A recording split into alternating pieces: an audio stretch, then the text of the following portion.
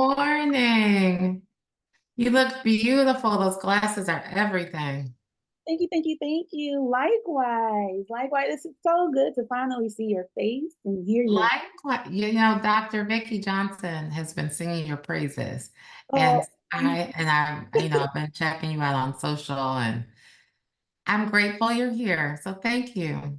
thank you so much. And I've heard a lot of great things about you, from Dr. Vicky, from Loretta. Loretta Edwards Oh, Wilson called me. yes. Said, Oh "I know my you're going to be on gosh. SonRise." I do a lot of work with Loretta. I just did her latest film with BET Plus. I was the production therapist on her film. I love that you are doing, I've never even heard of production therapy. So that's one, excuse me, I moved yesterday. And so one, I have boxes, I'm still moving. I moved yesterday, but back to my question, what exactly is production therapist? Is it what it sounds like? Yes. So I work with the cast and the crew during pre-production, during filming, and during post-production.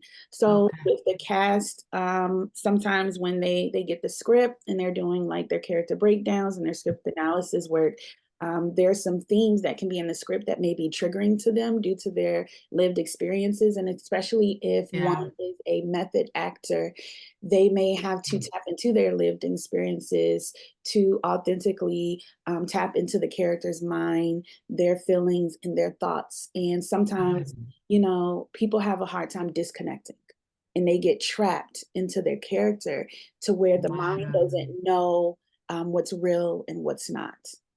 So Wow. working with them before they even start filming to identify potential trigger marks, to give them strategies up front, but then to help them during filming. And again, it's just not for the cast, it's for the crew as well, because it's long hours on set and Yeah. deal with a lot of dynamics. And sometimes it can be hard for people in the industry to go to the producers or the directors and say, hey, I'm struggling right now, because you can be easily replaced. And it depends upon the personality of those persons that are in charge on set. So giving them language and helping them manage that. And then post production, after you safely come out of that, some things may be there residue wise. So I still work with them once, they're done filming.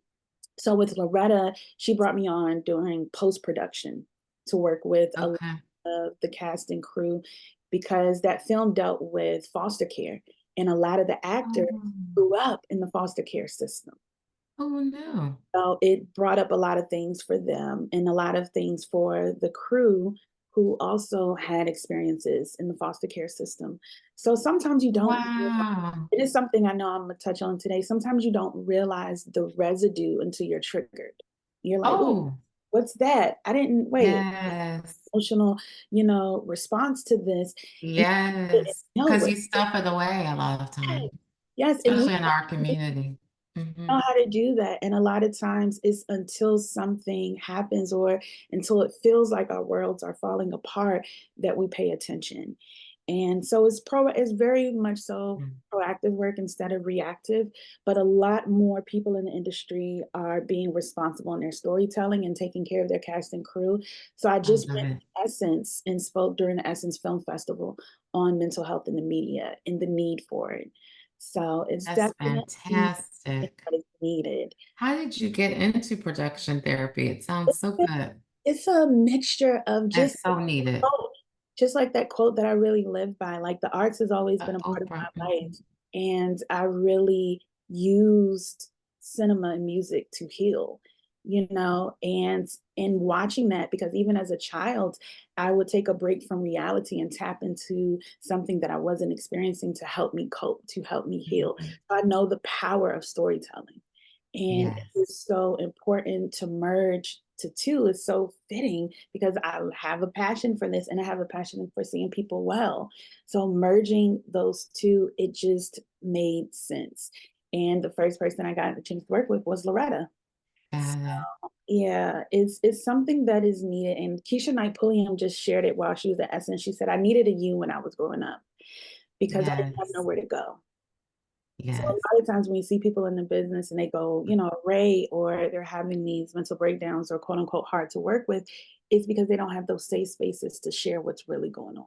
Absolutely. And the same thing, I love what you're doing. That's the same thing with Sunrise for Black parents. I Yes, didn't at the time going through all this.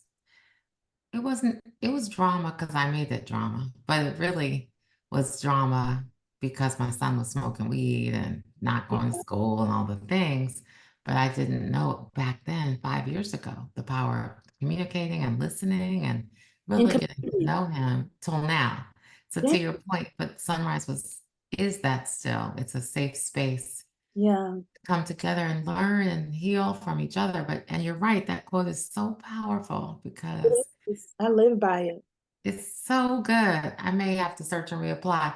With P&G, they taught us something called search and reapply. It's not called stealing, it's called searching and reapply. So if you see something working, and it was like business stuff, if you see I love something, it. pricing strategy working, we should reapply it to our brands. I'm like, okay, but that quote is so deep and so powerful. It's needed. So I want to ask you one question because Dr. Vicky already knows this. I'm a very transparent person. I just believe that transparency heals. Uh, Yes, so as you probably read in my bio, I am a suicide survivor.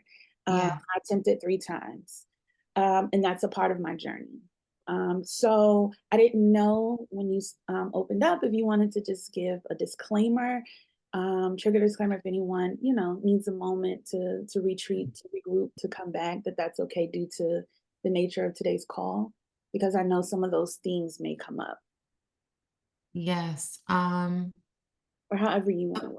Interestingly, give me 1 second because I think, sometimes there are people on that are there's a variety of people on each week.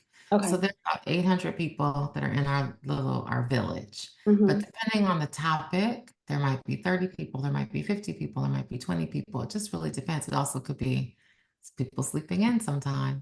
Yeah, yeah, So I don't know, and I'm just looking to see something really quickly because I normally play it by ear, and I'm also really, really transparent too. And so I think that's why people enjoy coming because they know we're not here trying to, it's not that trips, purses, and shoes situation, which is what I call my old self.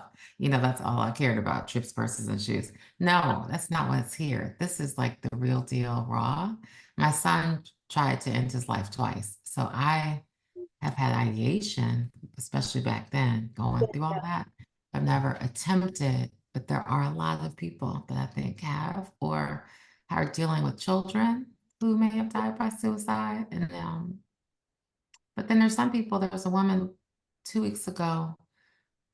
So it depends. There was a woman 2 weeks ago from Chicago who said she was on her way to do a surgery. She's a surgeon. She said, I have this major surgery. I'm on my way to the hospital right now. And she said, but my son is 24, is suicidal, and I don't know what to do. yeah, So I'm not a therapist. All I could say was to call 988. But it happened to be that particular call, we had a licensed therapist on. So that was helpful because she was talking to her and yeah, giving her some language and some things she could say to her son. But I just share that to say, Candace, it's the people here are all in need of healing, what you said, your quote. And people have different reasons for being here. Sometimes it's because they're like, I might kill my son or my daughter. There's yeah, people with daughters here. yeah. It just depends. Yeah, that's something that is definitely um, something that we have to talk about and not Me sugarcoat too. under the rug. Um, And not have stigma around it, not have stigma. I think that's the thing for our community. There's so much stigma, and it yeah. doesn't have to be that. So now Dr. Vicky did your full bio, which is beautiful, is not what I was going to go through today. Do you want me to read the whole thing? Oh no, do whatever. Okay. Yeah. Okay. So uh-huh. But I don't think she mentions Candace rights either. Let me see. You were in the Air Force. Okay. My son was at the Naval Academy Wow. and just resigned, and he is going to Howard, and I could not be happier. Yeah, I got my master's at Howard. That's amazing. Yes. So I'm thrilled about that. It's a long story though, but Navy versus Army was quite a thing. Yeah, yeah. He made the right choice. I think, you know what? God made the choice. When he told me it's the only place he wanted to go, and the only reason my son, my 19-year-old, the youngest, is a cutter, Mhm. and his whole arm, scars, and I didn't know that until he was probably 16, maybe, but his anxiety, depression, and there's a lot of pressure because he's Yeah, a really great swimmer, and the Naval Academy came up to me at the meeting and said, "We would love to have you." He took his first offer, and I kept saying, "I really think you should do some research and just understand what yeah, is involved." He got there, and it wasn't for him. He yeah, couldn't take his ADHD medicine.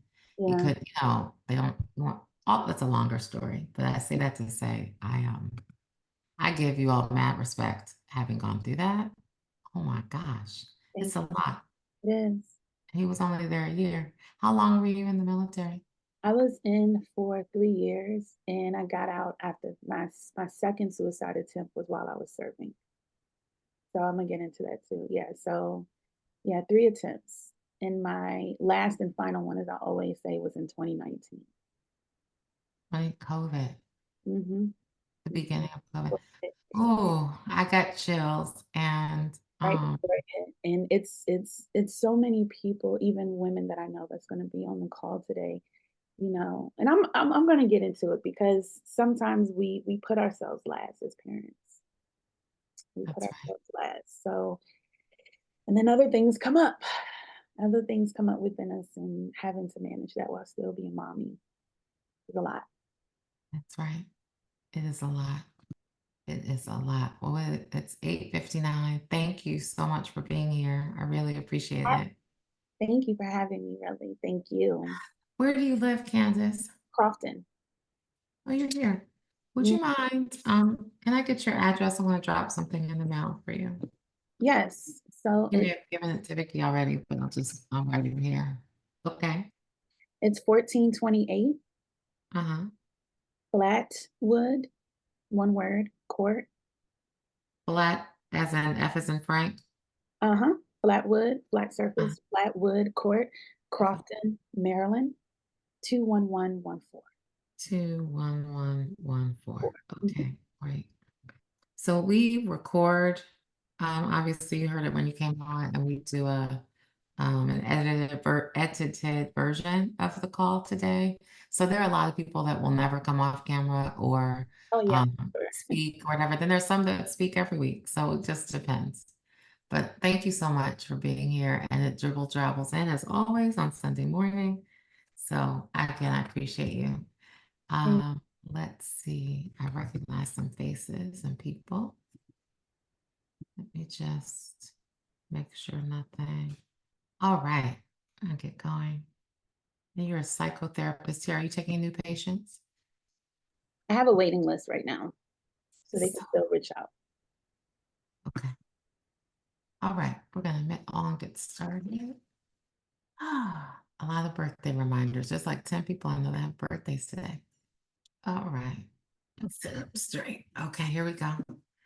Good morning, everyone, and welcome once again to our weekly SonRise Project call, where it's always a safe space for us to learn and to listen and to share and to be vulnerable and to ultimately heal ourselves, our children, and our families. God grant me the serenity to accept the things I cannot change, the courage to change the things I can, and the wisdom to know the difference. I am so delighted this morning to have with us Candace Washington, who is also known by her pen name, Candace Writes. She was born in Selma, Alabama, and is a proud mother of two boys. Her eldest has been diagnosed with an intellectual disability. She is also an author, a minister, a board certified licensed social worker, psychotherapist, suicide survivor, and a United States Air Force veteran. Amazing. She is also the founder and CEO of Restorative Minds Therapeutic and Wellness Services. She is also on the advisory board of Audaz Inc., a virtual reality program that teaches skills to manage anxiety based on cognitive behavioral principles. Candace has a passion for those of us who are dealing with trauma, with grief, with suicidal ideation, and anxiety.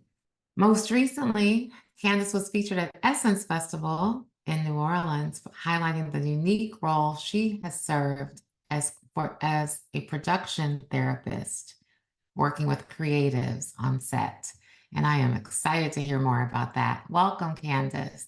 Thank you so much, Kelly, for having me. And good morning, everyone. And thank you for choosing yourself on this bright and early Sunday, and prioritizing and pouring into yourself is so important. So, Kelly, thank you so much for having me.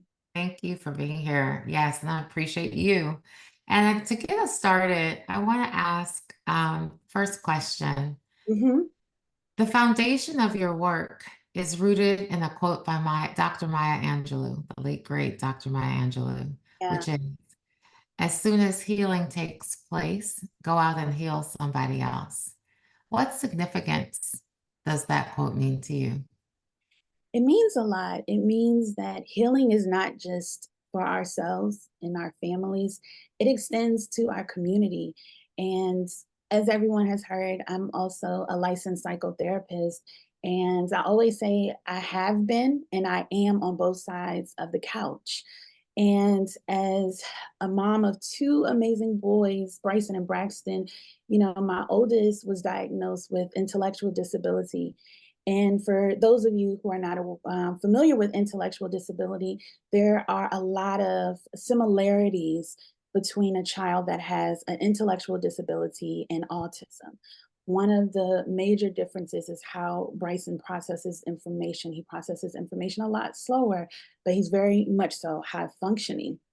And so I say that to say, as a mom, a lot of times we prioritize our children, right, over ourselves. And, growing up as a child, I was very much so a high achiever. And I know a lot of us deal with what we call clinically achievement addiction, right? So as a Mhm. child, I learned how to mask childhood trauma early on. I learned how to suffer in silence, and I learned how to pour that pain into my academics.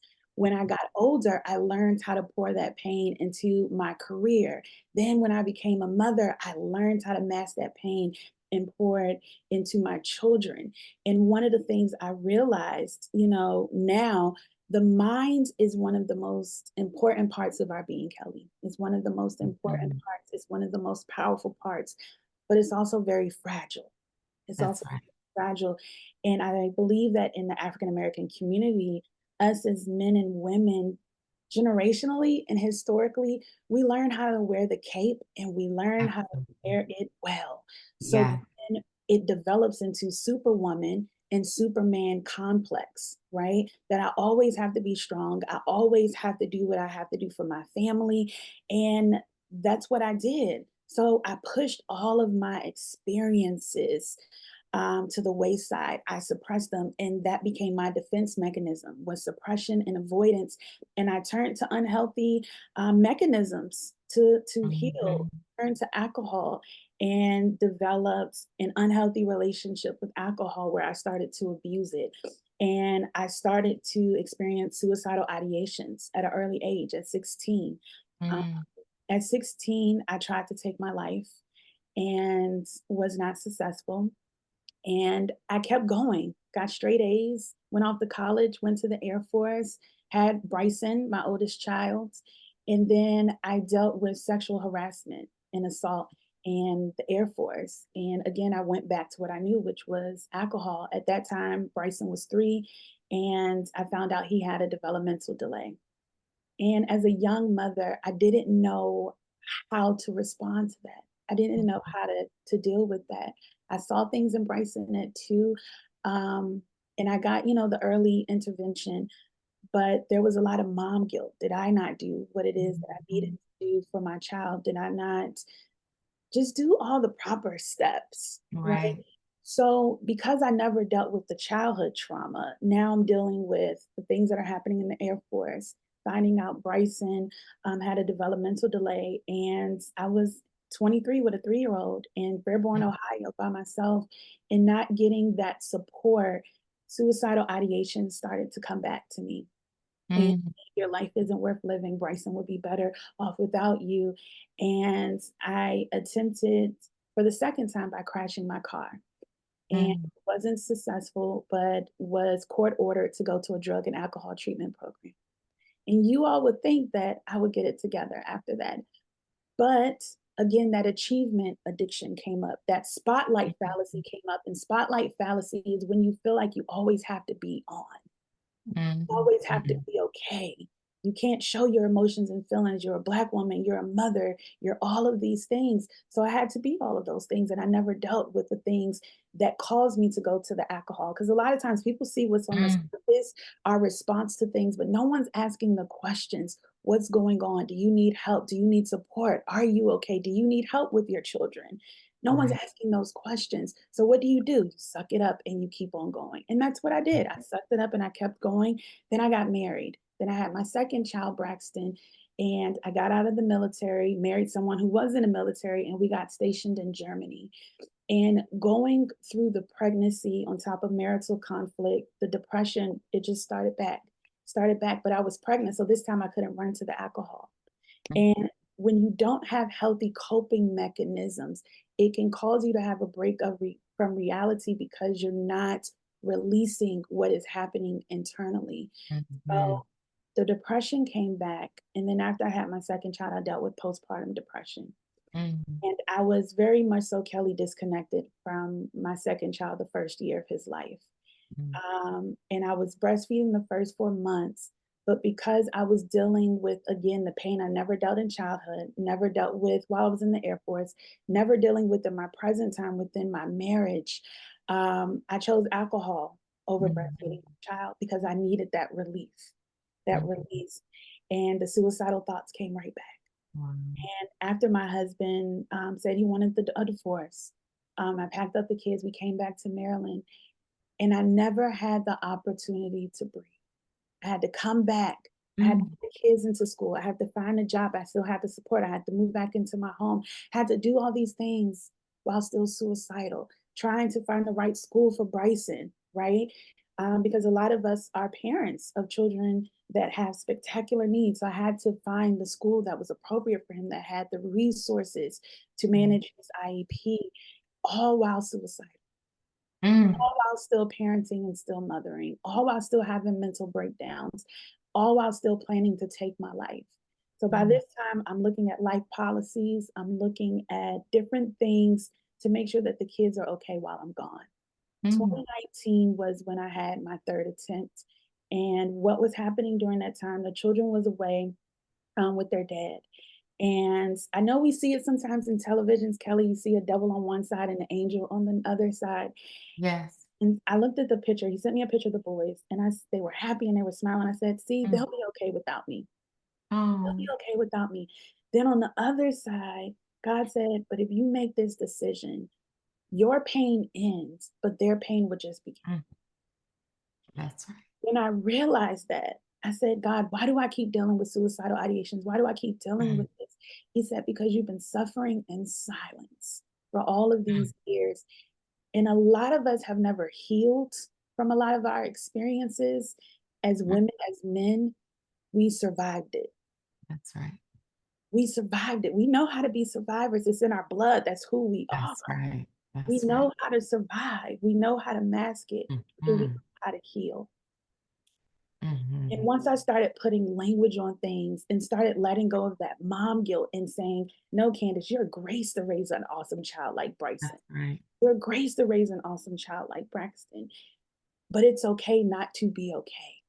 Right. That right there. Once I gave myself permission, I had to give myself permission. No one else could give that to me.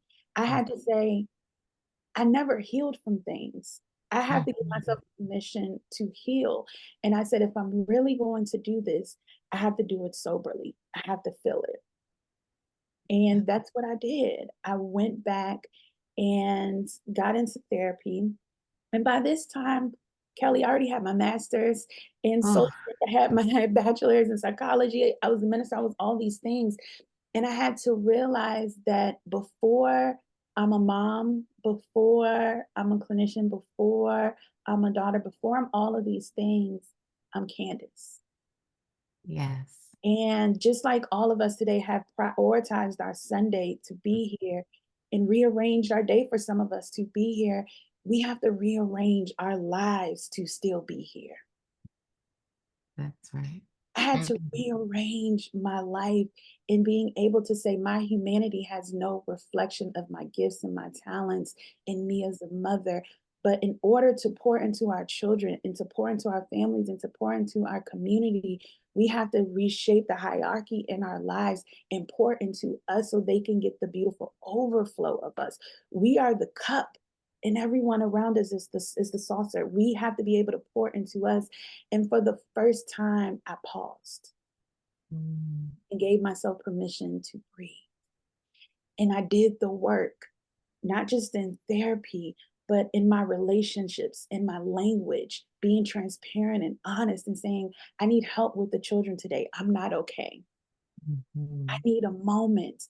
And when I gave myself that permission, I started to see the shift in my thought process. I started to see the shift in my emotions. I started to see the shift in my behaviors. And here I am today, Kelli, 4 years sober, 4 years after that last suicide attempt. Mm. So that quote, as soon as healing takes place, you Mm. go out. And that's what God said. He said, detail every part of this journey. But this isn't the end. There's no period here. Mhm. Now you go out and take, you have to shift it. You go out and you take what you have learned and what you know, and you put it into the community. And when we all come Yes. together, we are just sharing information with each other so that we can still breathe. Yes. So when I think about breath and breath work, when you take moments when you are under stress and everything seems like it's going disarray around you, you just give yourself a minute to just inhale and hold it and exhale it. It sends a message to your nervous system that you still have breath in your body. And if you still have breath in your body, that means that you still have a pulse. And if you still have a pulse, that means God still has a purpose for you. He still has Yes. a plan. So is every day going to be great? No, but is every day worth it? Yes. And reframing the mindset of when I'm having bad moments, even with Bryson, sometimes he's 16 now.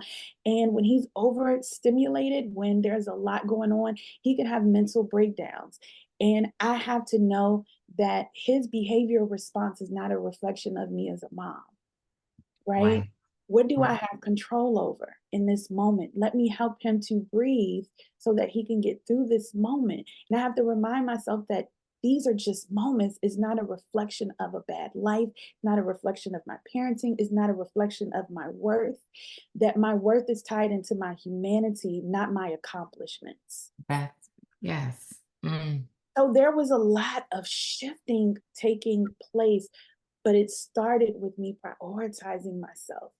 It started there because, again, historically, I was putting everything else above myself, my academics, my career, my children, my family.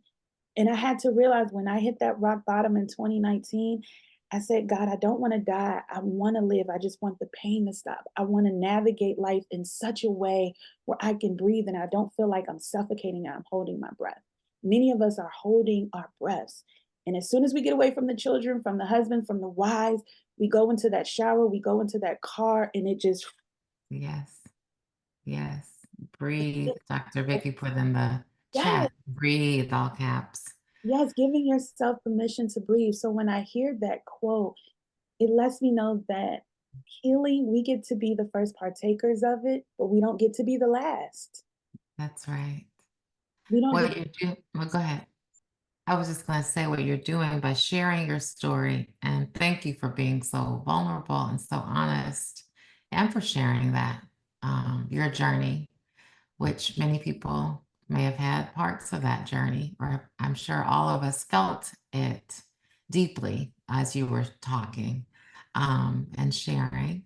And I'm curious about your childhood trauma because, as you mentioned growing up and always putting on a happy face and always focusing on your grades and work, schoolwork, and then it was work, and then it was so. Did you ever go back and deal with the childhood trauma and whoever it was, if there was a person that Mhm.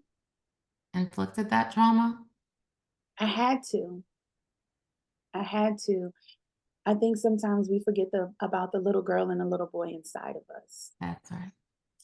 There's a familiar movie, Antoine Fisher, who Yeah. was also in the Navy, and Denzel Washington in that film played his psychologist. Mhm. There was a poem that stuck out to me when you asked that question. It reminded me of this. He said, "Who's going to cry for the little boy inside the man?" And at the end of that poem, he said, "I'm going to cry for the little." It's Mm, so personal when you do your inner child work, because sometimes when you are triggered in your adult years, you revert back to childhood practices. mm, You revert back to childhood responses. So if you was a child who retreated to their room when they were under distress, as an adult you have more accessibility. You still retreat, you may just retreat in other ways. I that's had to realize that some of my behavioral responses in my adulthood was very much so connected to that little child of me that was still in bondage.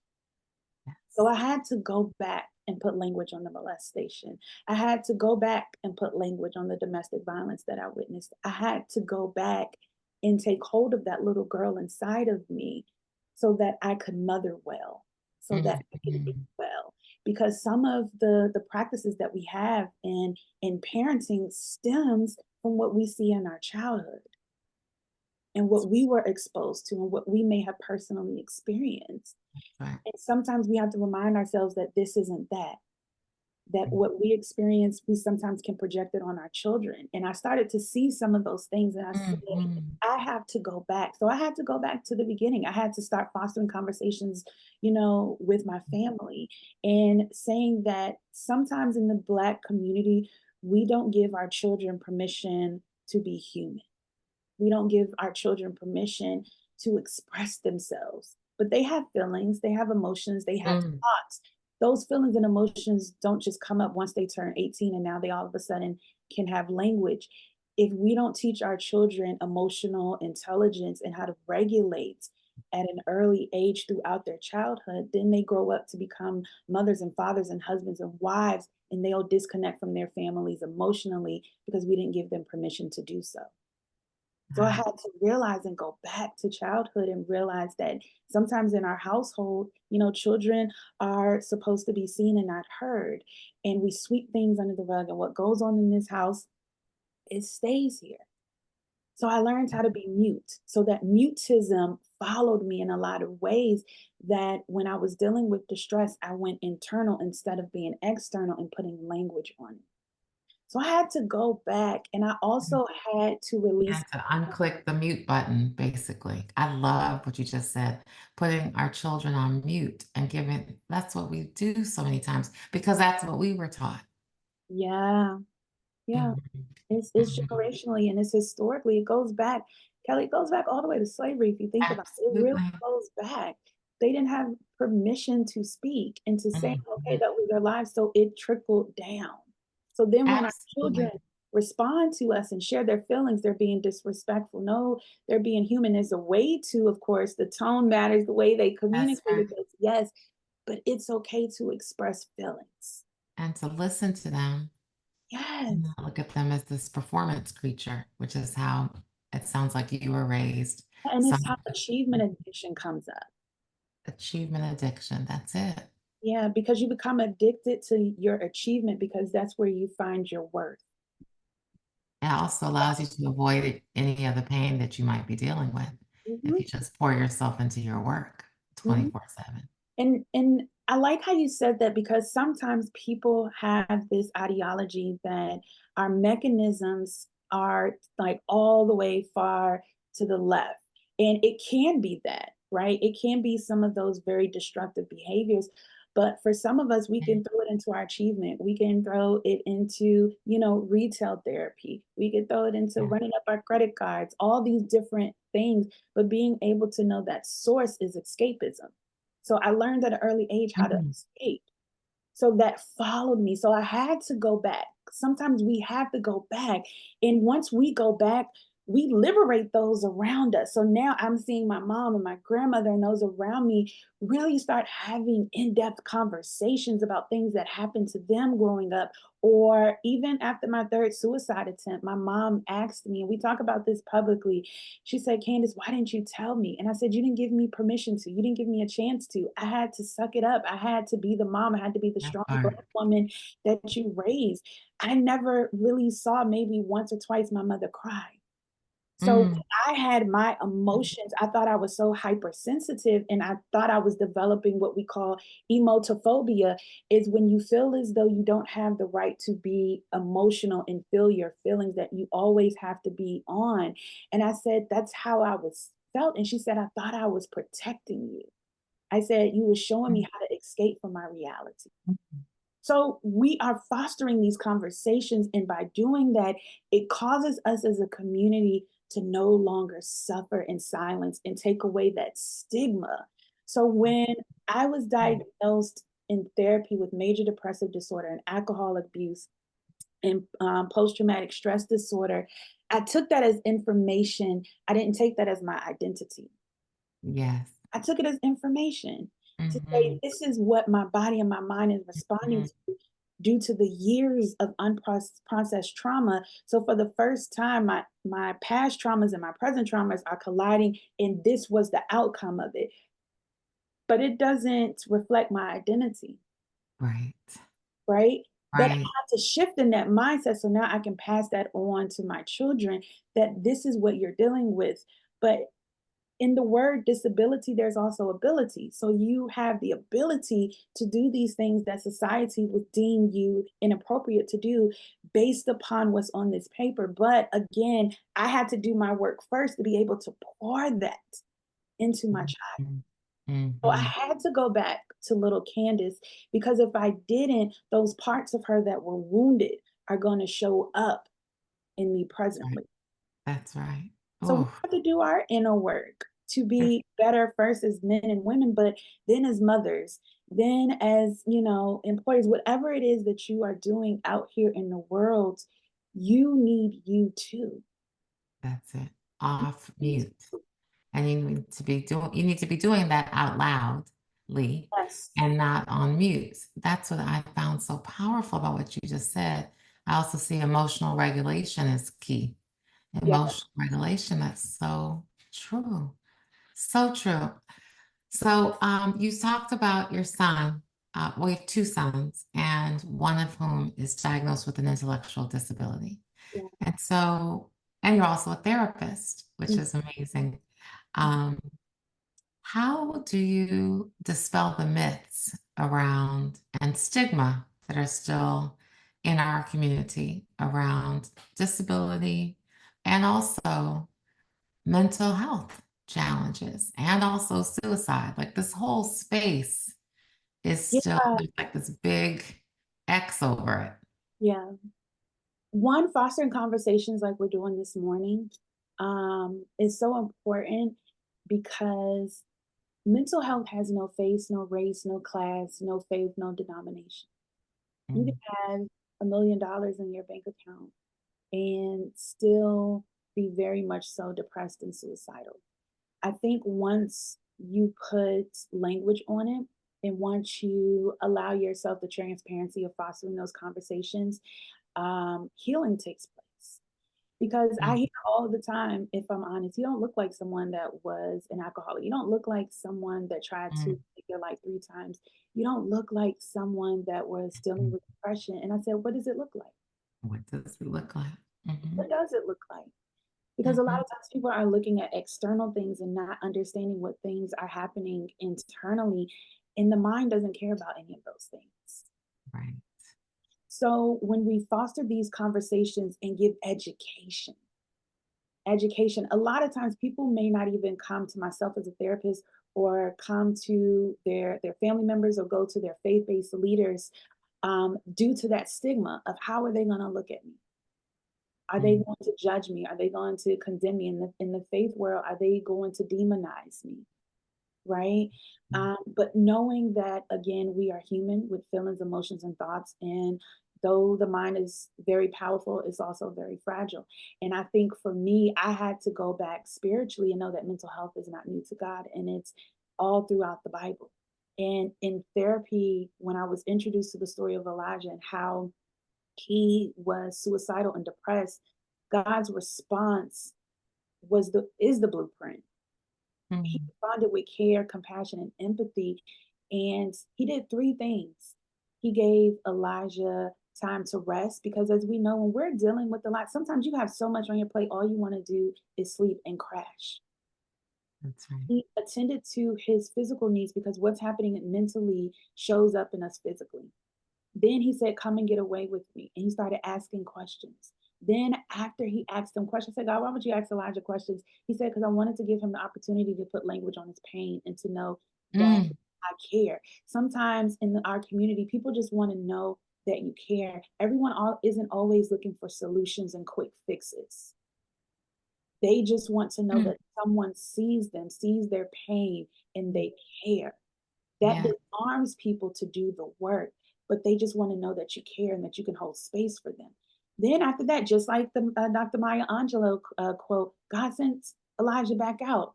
So that lets us know that we can rest, retreat, and reset as many times as we need to. People need to know that and give them that Mm. education.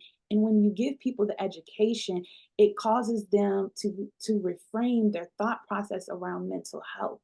We don't blink an eye when it comes to our physical health. And if something is wrong and you have to take blood pressure medication or you have to go see the doctor, I say Mm. this as a therapist as well. If you need medication management, if you need psychotherapy, if you need to go see a sound healer, if you need to go do breath work, if you need to vacate, do what works for you. Therapy isn't the solution for everybody. That's right. It's not the solution for everybody. For some people, they may need to do some sound baths, some yoga. They may need to tap into their ecosystem of support. Education and fostering that helps eradicate the stigma. Um, as it pertains to disability, that is something that I believe is is ongoing, just like mental health. And I think for me, as a mom, giving my son permission to be him and not shielding him. Right. And no longer like letting go, if I'm honest, of embarrassment, Yes. shame, and guilt. And I think when people see that, it educates them in real time through what it is that they're seeing. So when he has mental breakdowns, it's in the past, I would try to get him like out away from everyone so they couldn't see it, right?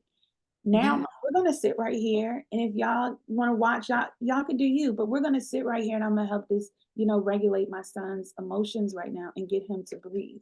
So I think sometimes it's by learned behavior and Yes. exposure and letting people see, just like all of us, we have our good days and our bad days, and our children, they're no different. They're gonna have their good and their bad days, and educating them on that Mm. and really enforcing. I think for me, because I was so young, I got caught up in Bryson's weaknesses and the things I felt like he wasn't doing or couldn't do compared to his peers, instead of tapping into all of his beautiful strengths, Yes. nurturing and cultivating those strengths. Mm. So now when I speak and I share, we talk about all of those things that he is doing well, and he's very, independent, and I have to remind myself that my child is going to be okay. He Yes. has the tools that he needs. So helping our community see that and not being so label driven, again, knowing that yes, this is what it is that he experiences and this is the symptomology that goes along with it, but it's not his identity. Right. So by fostering these conversations, by Mm. giving education, and by normalizing our experiences, like I said, every day isn't going to be rainbows and sunny skies. Sometimes you're going to have to cry and crawl your way through the day. And you also have to know that you don't have to dwell in the either or mentality, that it could be both and. And Right. once you start again shifting and putting that information out there, it really does help shift the stigma that's associated, here when it comes to mental health, the stigma that's associated when it comes to raising our spectacular children, and fostering those community and having allyship, having Yeah, allies, that are yeah, around us that can support us. Because again, like I said, you need you too. I had to remind myself that, like, no, no, no, I need me too. I need support so that I can support him, and having those safe spaces. I know I saw one of my best friends on here. We talk about that because we all have children that are either on the spectrum or that has, special needs, that we created this safe haven, that when we're not having good days, we can go and get that support, and it not be a reflection of us as mothers to say, hey, right. we having a moment today, Yes. and that's okay. And I think when Yeah. we say it's okay not to be okay, those words are powerful Hmm. because it allows us to tap into our humanity. And that's how we shift the culture. That's how we shift our community. That's how we heal our community. Because a lot of us suffer in silence out of shame, out of guilt, and we take ownership of things that are out of our control. That's right. And it is all based on shame and guilt and what doesn't seem right on the surface based on somebody else's Yeah. definition of what success is supposed to be like, or what our children are supposed to be like, or what our relationships are supposed to be like, or all the things, and it's like, who defines that? So what I love about what you're saying is we define that for ourselves. Yes. And Mhm. it's also something too when you said that, that I had to be honest with. And this part is grief, right? A lot of times when we think about grief, we think about the transition of someone's physical presence. But what's at the root of grief is loss. And sometimes we grieve our realities of what we thought life would look like, or what we thought our children should be and how they should be. So healthy grieving also allows us to normalize and dwell in that duality of gratitude, and also being honest and saying, I thought by now, or I thought, putting my child in this program, I would see X and Y change. Mhm. Because it allows you not to stop, not to quit. It gives you a moment to pause, like I said, and retreat. So there was some healthy grieving along the way too. Especially when you are pouring into your children all of the resources that you know how, and you don't always see the immediate results of that. Right. Have to give yourself permission to grieve that, but then you also have to give yourself permission to keep going, Right. to keep trying, to Has keep to be up, both. nurturing. You It has to be both, because when you again push that underneath the rug, it can show up in your irritation. It can show up in your annoyances. It can show up in how you are mothering and fathering your child when they don't have control over that, right? So being able to grieve the parts of you that had this level of expectation is also very important. Absolutely. And Very. someone just said, I connect with that, to have having to have grief of a reality that I thought I'd have. Yeah, Mhm. And move through the stages of yeah. grief. Yes, Mhm. and I'm thankful you said that, because there are stages of grief. You have the Mhm. denial Yeah. stage, the shock, and I think for some of us with our children, if we're honest, especially when we started seeing early signs of things, it could have been that denial shock. No, they're just slower at learning, or Mhm. no, I'm gonna give it some more time. It's that shock, that denial, and then once reality sets in, you could have anger, you could have depression, right? And I had to go through all of those stages with Bryson. I had to go through the shock, because at that time, though I was dealing with everything that I was experiencing personally, I had a healthy pregnancy. I had a Mhm. healthy childbirth. So I'm like, I did all the things. So at first there was that shock, there was that denial, then there was anger. And I want to say to everyone on here, because a lot of times we give anger a bad rep, but anger is healthy. There's nothing that we feel that is unhealthy. You have the right to be angry. You have the Yes, and we need to feel all of it, right? And I think sometimes go outside and scream or go somewhere in your house and yeah, scream to get it out. get it out. You have the right to be angry. It's what we do with the anger that's unhealthy, not the fact that we experience it.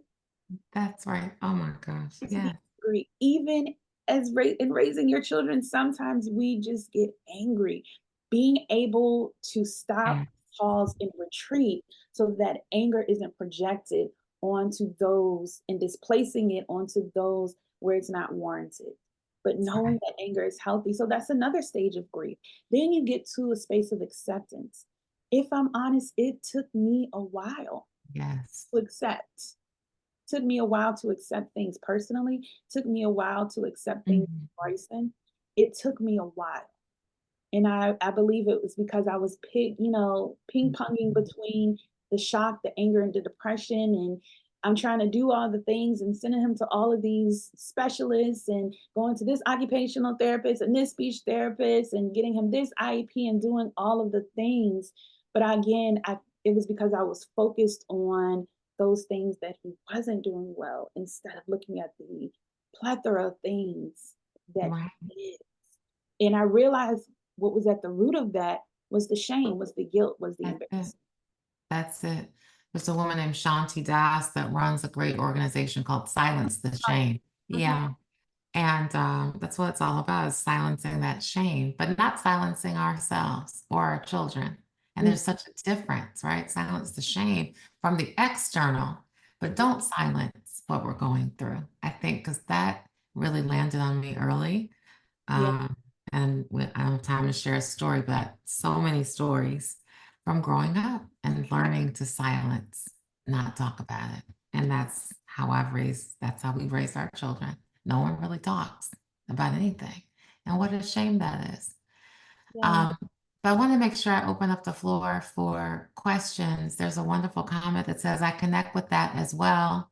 Grieving who I hoped my child would be, but accepting and embracing who he is and finding gratitude in his strengths and his greatness. Yes, amen. Love that. That, That's Sherry. Yeah, I love that she said that because yeah, it's a journey. And I think sometimes we beat up on ourselves so much because yeah, we feel as though that thought should be natural and automatic. That's what we should be thinking. right, And we have to be honest and deal with the things that's at the root of it. right. And once we deal with the things that's at the root, we can shift to that notion. We can shift to that.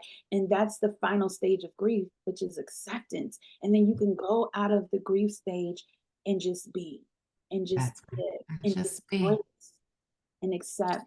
And when I tell you to see Bryson flourishing in the way that he is, I think it has a lot to do with the shifts. It has a Mhm. lot to do with me allowing Bryson to be Bryson in all of his beautiful ways. And his beautiful mind, Yes, right? yes, Mhm. and Yeah, give him space to put language on that. So now we put language on those things and knowing that you have the right to feel how you're feeling and feeling your feelings because if we don't, our children emotions will be dysregulated and they won't know how to respond that's emotionally in an appropriate way. So, yeah, embracing our children's greatness and their abilities. their greatness and their abilities. I love that. Yeah.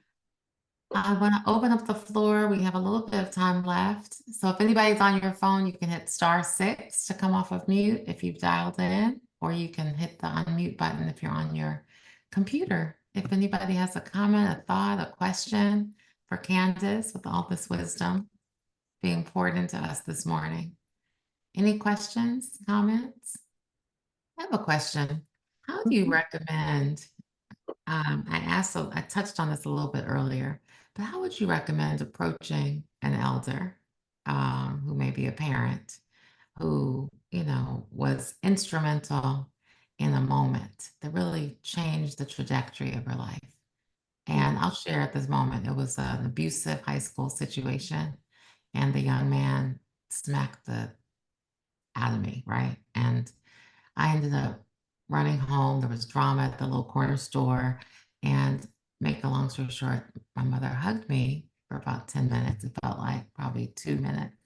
But then she said, let's clean your face up and go get ready for dinner before dad gets home. Now, why did she do that? Of course, it's what you talked about, going back to slavery, trying to protect her husband, knowing he would go kill that boy Mhm. and he would be in jail. So she knew that. And Yeah. I knew that. I know that now, but we Mhm. never talked about it to this day. That was 45, 50, 45, 40, some 40 some years ago. Mhm. So, what would you recommend? How did you go back to your situation, the abusive situation, Yeah. to clear that and have a conversation about it? One of the things that I was thinking about as you were talking is how detailed you were in your memory, recollection. And a lot of times when we have experiences that leaves a mark, it can cause you to recall almost every detail of that experience. And that lets us know that it impacted us. The fact that you can go Mhm, all the way back to that experience mhm, and really detail its impact. And starting mhm, mhm, there, knowing that those experiences that were never dealt with, it impacted us and it stayed with us. mhm, It stayed with us. And that is how I had to foster that conversation, is how even now in my adulthood, this situation still heavily impacted me mhm. and given language to the why. Giving language to the why. Giving language to the why.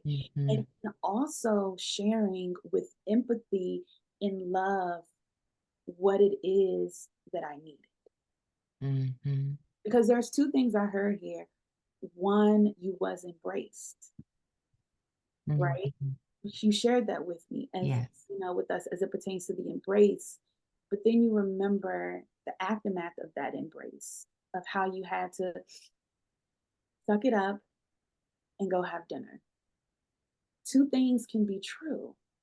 Mhm, So acknowledging the fullness of the narrative, because you needed that embrace, but then there's also more that you needed, and mhm, knowing that that can be okay. And I think for me, I had to go back, um, and not put blame or guilt on the situation, in saying I acknowledge that for you, historically, generationally, this is how we were raised, that you thought you were protecting me.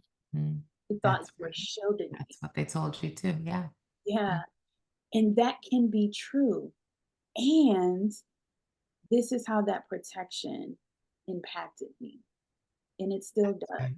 And this is the why.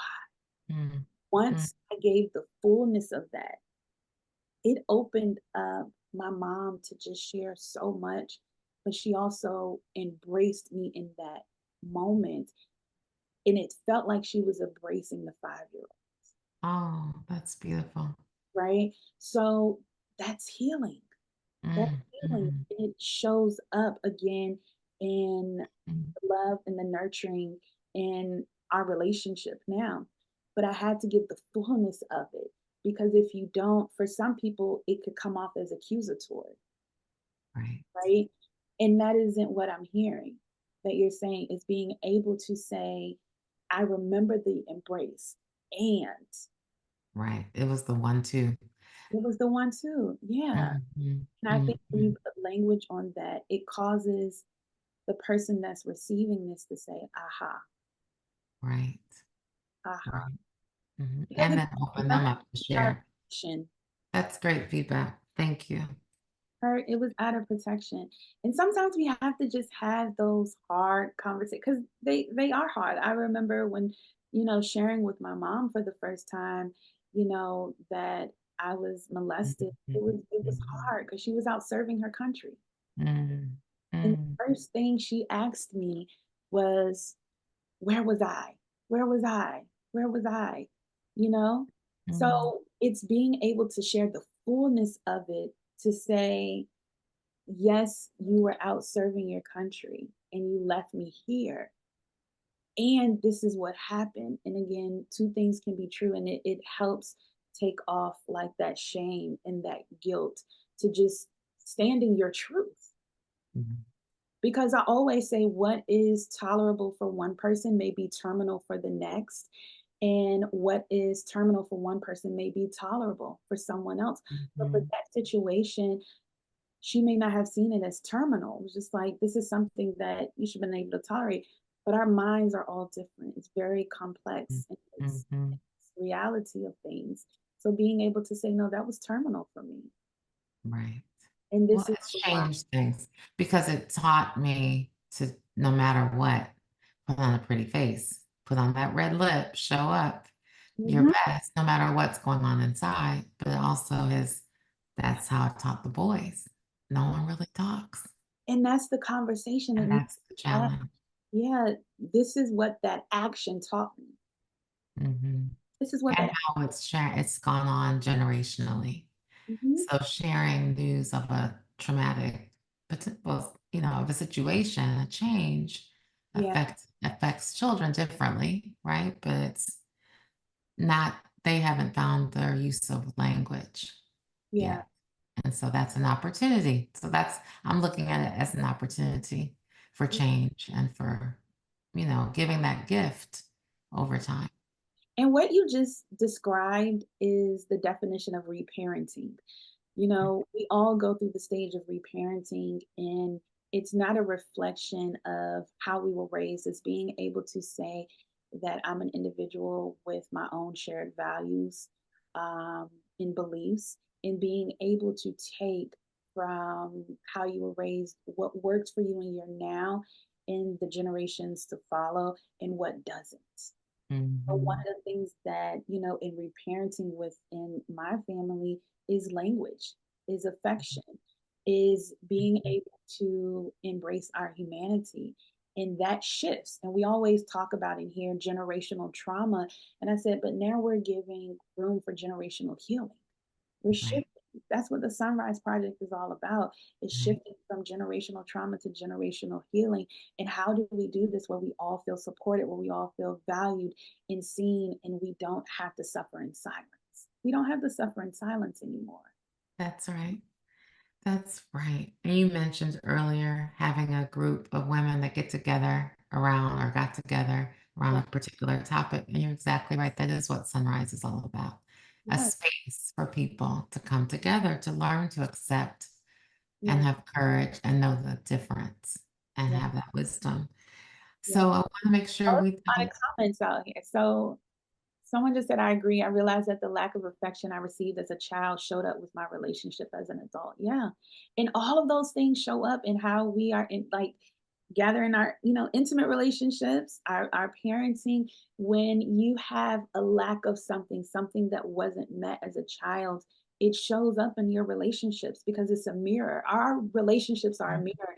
Our parenting is a mirror. It shows up. So when you ask the question about my inner child, we have to give that little boy and girl inside of us an opportunity to cry and to feel because it shows up. And that's something Right. that reparenting does, that because affection wasn't shown in my household, once I understood the why, we started having conversations. I said, that's what happened to you. And because that's what happened Yeah, to you in your childhood, it robbed you of that nurturing spirit because someone took it from you. So that's right. it shows up Mm, generationally. So now that we're fostering these conversations and I understand the why, I'm able to heal my inner child, but now I'm able to take that and nurture and cultivate something within my children that I didn't have because now that I healed my inner child, I can what shift from that generational trauma mentality to generational healing. So when Cherise said that about it showing up in my relationships as an adult, it stems mm. back from inner childhood wounds. That's right. Everything goes back to childhood. That's the bottom line. Everything. It really does. And that's why I'm so intentional now with the boys. Because do we always get it right as parents? No, we don't. We don't. We don't. And one of the other things that I'm realizing is that let me be intentional so that I'm raising boys that don't have to heal from their child. How can I Exactly. do that in my now? And again, is that us being perfect? No, that's a fallacy. Even like I said, that superwoman, superman complex, you don't remember anything else, take off that cape and just wrap yourself around it as a blanket because that cape Right. never belonged to us. Superwoman, Superman, it's a fallacy. It's a cartoon. It was made up anyway. None of us, Agree. right? So giving yourself permission to go back to your childhood if you need to. Knowing Yes. that that little girl needs to cry. That little boy needs Yes. to cry. And get resolution and move on. Yeah. And open up that conversation. I love everything you've said this morning. It has been so powerful. You are amazing. And I'm so grateful that you are here with us today. I want to see if anybody wants to make a comment one more time before we wrap up for this gorgeous Sunday. Any comments from anybody else or notes or questions for Candace? People are quiet today. And that's okay. That's okay too. I don't see anyone coming off of mute. Well, I would ask one last question for me before we wrap up with Dr. Vicky. If you could get any time back at all, is there anything you would do differently? Or is your life perfect where it is? Yeah. I wouldn't do anything differently. I just believe that where I am today and who I am today is a testament of every single experience that I have endured. There's a very familiar scripture in the Bible that says that it was good that I was afflicted. I never understood that growing up. I'm like, how could it be good that I was afflicted? Who wants to be afflicted? But I realized that every single experience has led me here. It's led me to SonRise. It's led me to connecting with Dr. Vicky and to you, Kelly, and to now being a part of this Mm, amazing community. It led me here. If I would have changed anything differently, I don't know if I would be here. exactly. So I genuinely wouldn't change not a single thing, not the marriage, not the children, not the divorce, not the, just nothing. And Exactly. even in that and saying I wouldn't change anything, are there things that have transpired in my life that I'm like, oh, sometimes I think I'm like, I wish I never experienced that. Yeah, we're human, but would I say I would go back and erase it? Mm-mm. Because No. every single thing that I've gone through is giving me language for every single person that I have the opportunity to pour into, gives me the opportunity to be poured back into because being with you all today has poured back into me. Yes. This isn't a transactional community. You pour out and you are poured back into. So I wouldn't change anything. And I think sometimes when I sit in that, it does bring tears to my eyes because it reminds me that I'm graced for this life that I've been blessed to live. Yeah. And if if I go through anything as I move forward, it allows me to know that I have the power within me to overcome it. So I wouldn't change anything. I really wouldn't. Perfect. The perfect way to end it. Of the power within me to overcome anything. Hmm. And Sharice has agreed. I feel like the experiences and situations were put on us for a reason. Yes. Uh, Maybe a lesson to help you propel and advocate for others. mhm, Absolutely. mhm. And someone else just says, thank you. You are amazing. I echo that sentiment. Amazing. Thank you all for being here. Like I said, it's so healing and therapeutic for all of us to just Mhm. be in a space like this where we can just be honest and share and allow ourselves to be human and know that we're still dope. We are still amazing in all of our beautiful and magnificent ways. We are, and we're remembering the duality here. Duality is healthy. I say that all the Yes, time. I can be amazing. I can be dope. I can be gifted. I can be talented. I can be all of these things and still have my human experiences and my yes, response. And we need to hear that. We need to hear that. And we also need to live it. And it takes us in doing our work because people are watching. People are watching how we raise these babies. People are Mhm. watching how we're feeling and how we still showing up. And when you give people the The truth. truth. Say every day I don't want to put on, like you said, Kelly, this lipstick and this makeup. Every day I don't want to. And Right. that's okay. And it's okay. And that's okay. It's perfect. It's better than okay. And our kids are perfect the way they are. We're perfect the way we are. And Yes. the sooner we get to that space, the better for all of us, right? Yes. You have been such a blessing for me this morning.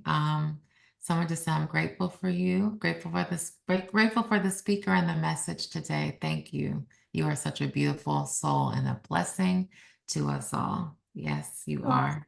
much. And right back at you. I really appreciate being here, Kelly. And I really hope this isn't the last time. It's my first We will have lots more with you. If you will be back, we would love to have you back. for sure. And I'd love to now shift over to Dr. Vicki Johnson, who introduced me to you. And thank you to Dr. Vicki. Yes, My, thank you, Dr. Vicky. she's so amazing. So amazing. She's going to close us out. Thank you again. Yes, I am. Thank you, Candace. Thank you, Kelly. Thank you for just pouring so much wisdom into us today. You know, I was thinking as you were sharing about the poem that was posted in our kitchen when I was a child. And I encourage everyone to just go look it up on Google and read it. And it's called Children Learn What They Live. Children learn what they live. And I refer to that often. And to the parents here, we do the best we can with what we have. And then it's an opportunity for us to grow and pour and share with others. So, God, we thank you for this beautiful day that you have given to us. And we are grateful for the opportunity to turn our pain into power, our trauma into triumph, the things that we did not understand into wisdom, and our longings into lessons that will empower, inspire, encourage, and edify others. Bless Candace, bless her journey, bless every open door that she walks through to be able to impact others with not only her knowledge and expertise, but her experience and her journey. Thank you for Kelly and the SonRise Project and for the work that we do that is good seed in the ground, that at the appointed time it will sprout up and produce fruit. Now bless us as we go into the rest of this day. We give you glory for these things. In Jesus' name we pray. Amen. Amen. Couldn't end better. Thank you, Dr. Vicki, for that. Thank you, everybody, for being here. Thank you, Candace. Have an amazing, beautiful, wonderful day. We'll see you next Sunday at 9. Have a good day, Bye, everyone. everyone. Have a great day. Thank you.